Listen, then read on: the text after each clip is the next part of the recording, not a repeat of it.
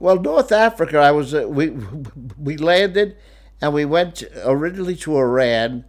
Then we went to a place called in Iran. They were asking for volunteers for a ranger outfit, so I joined the Rangers, and they sent us to a place in North Africa called Nemours. And Nemours is where they organized the Rangers, and we took the bulk of our training. Did you had you heard about the Rangers to that point? No, You'd never heard about the Rangers. never heard of them. The only Rangers I knew about was the hockey team. Never heard. But Never. tell me, the Rangers. I mean, what was it, like a bulletin notice? How did you hear about it? They came around, and there was officers going around to all the places talking about it. And the big thing was, do you want to kill Germans? And at that time, I wanted to kill Germans. That's why I heard about it. So you volunteered. Did they make you go through a process? Yes, you had to take a physical. And the physical was very, very stringent. You had to have 20/10 eyesight. You had to be a perfect physical specimen. And then they took you, and then you had an intense training. Wait, 2010 eyesight? 2010. 2020 is normal. You had to have 20/10 eyesight. Wait, so is 2010 better than normal? Oh, sure. You had 2010? Yeah. You had to be a perfect physical. All Rangers had 2010? I would say most of them. I never tested their eyesight. What else what was required? Well, you had to have physical agility. Your physical condition had to be fantastic, and that was it. Did height matter? I think you had to be. I wouldn't swear to it. I think you had to be over 5'6". How tall were you? I was five. At that time, I was 5'9". And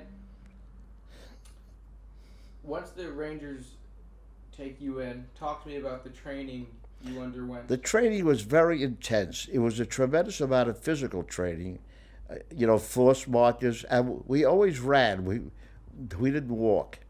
So it was a tremendous amount of physical training. Once they got you up to your standard physical training, you trained in all kind of weapons. The M1, the submachine gun. We carried Garretts. We carried knives.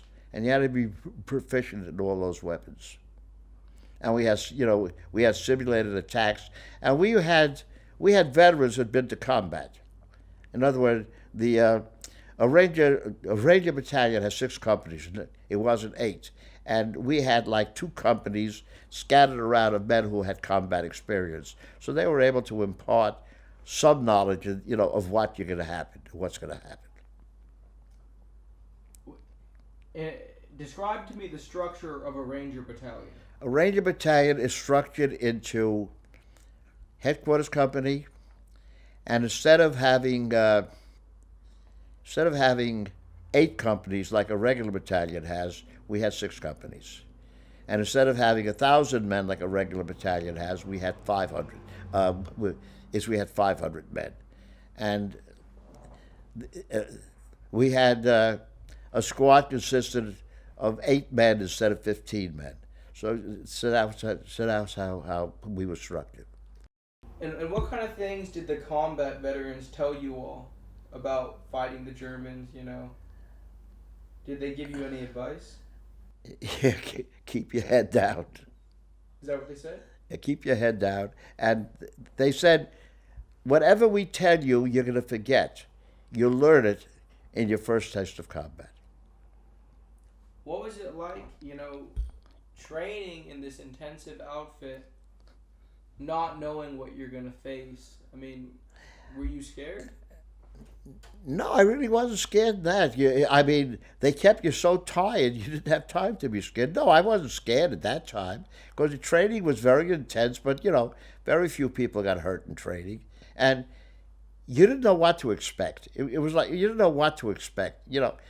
People told you in combat what they had, but you couldn't fathom it. They couldn't fathom it. So you expected a lot of stuff, but you didn't know what to expect. It was like a mystery. You knew you're going to go into hell, but you didn't know what hell was all about.